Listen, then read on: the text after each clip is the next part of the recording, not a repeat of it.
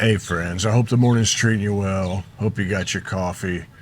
I had a really embarrassing moment last night with Marty Stewart that I'm going to talk about here in a little bit. But I went and saw Marty Stewart last night in his fabulous superlatives at a venue up in Carmel, Indiana, and it was a great show. Great show. I actually opened up that show, and my set went wonderfully. It was really great. Beautiful venue, beautiful people, and everybody at the venue was extremely nice to me. But I watched Marty's set from the side of the stage, and it's great to hang out with Kenny Vaughn. Everybody here on the channel loves Kenny Vaughn, and why wouldn't you? And I hung out with Chris Scruggs, got to talk to him. It's beautiful. Everybody here loves Chris and the professor. And I hung out and had a nice chat with Harry Stinson, and he's just a beautiful cat. He's a beautiful cat, and ought to have him on here someday or whatever. But I'm watching them from the side of the stage, and I've said for quite a while that I think that they're the best band out on the road today, like the best collection of musicians. And there's no such thing as that. I understand it's subjective, so we all have our own opinions and ideas about that. But if I had to say, it's like, man, these guys are ambassadors to what country music could be, playing this music at such an extremely high level and doing it in a very down to earth and humble, way, but they're entertainers at the same time, where it's fun, and the musicianship is just through the roof. But I've had this theory for a while that if you have a friend who doesn't dig country music and never really has, if they're open-minded at all, I think you could take them to see Marty Stewart and his fabulous superlatives, take them to the show, and by the end of the night, they would have an appreciation for the music or what it could be. And I'm not saying they're going to go buy a bunch of country records or whatever, but I think that they would leave there and be like, yeah, this is something. I can see why you like this, and maybe they wouldn't love it or whatever. I think they would appreciate it. I don't know what other kinds of genres and bands would scratch that itch or fill that role for people, but I think Marty and the guys are that for country music. But we were hanging out. I talked to Kenny and was hanging out backstage. This is before my set, even before we played, and talked to Chris or whatever.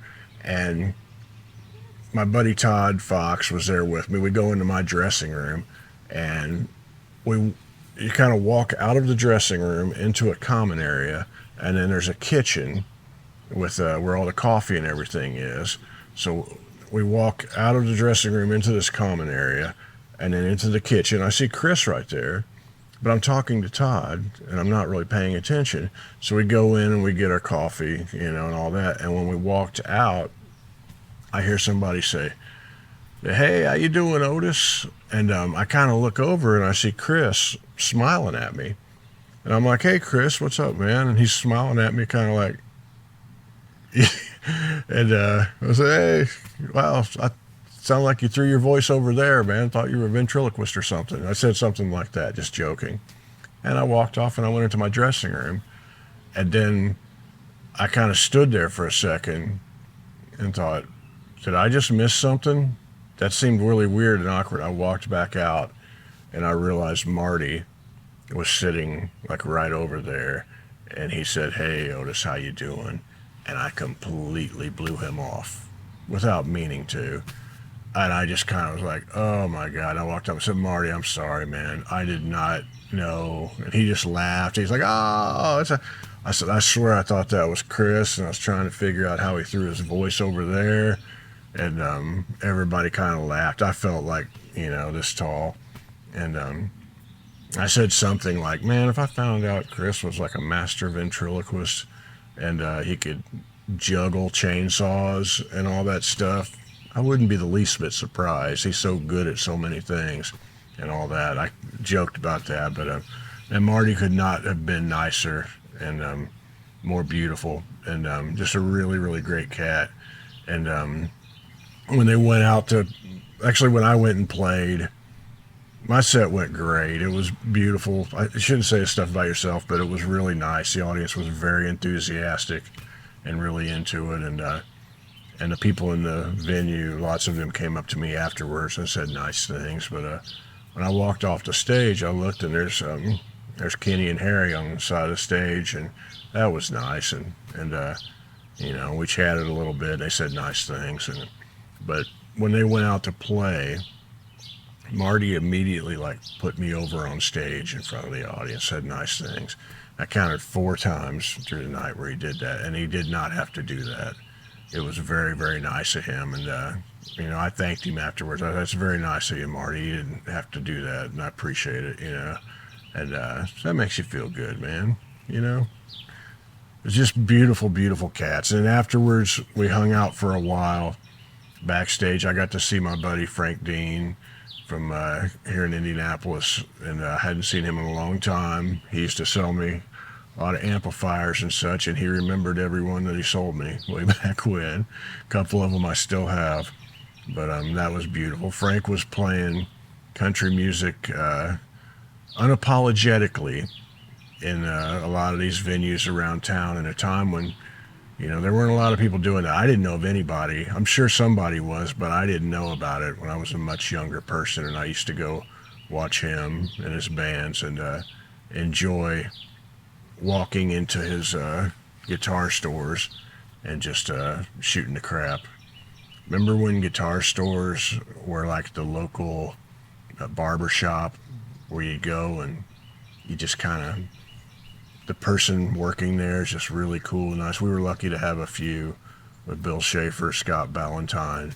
They're really nice people. You could just walk in and have a conversation. They would explain a few things to you if you asked. No high pressure sales or anything, and it was a meeting place for the community. Frank still has a guitar guitar shop down in Franklin, Indiana, called Frank's Guitars. So I'm gonna make a point to go out there, but it was nice to see you, Frank. And but if Marty and the fellas come to your town, man, go see it. It's just such a great show. It's worth every dime. And if you meet them, Kenny will sit there and talk to you forever. It was beautiful. I posted last night. I think I posted a video on Patreon of me walking through the venue, showing you this beautiful theater, really elaborate theater in Carmel. I think it's the first time I ever played in Carmel, but I dug quite a few holes in Carmel back when I used to plant trees for a living. And so those of you who see my shows have heard me tell stories about planting trees, and I would dig holes in Carmel. It's like some of the worst digging on the planet. It's just the ground is harder than hell, harder than hammered hell, as a wise man once told me. And so I told the people on stage last night that I was happy that I didn't have to dig a hole in Carmel, unless I was digging a hole in some other way and didn't know it. But it was beautiful. That video's up on Patreon, and you get to see the beautiful venue. Posted a video earlier this week of we premiered a super secret video of a song that will come out later, but the people, I say Patreon, I mean Patreon and channel members, they all get the same thing, but sometimes it's easier to just say Patreon.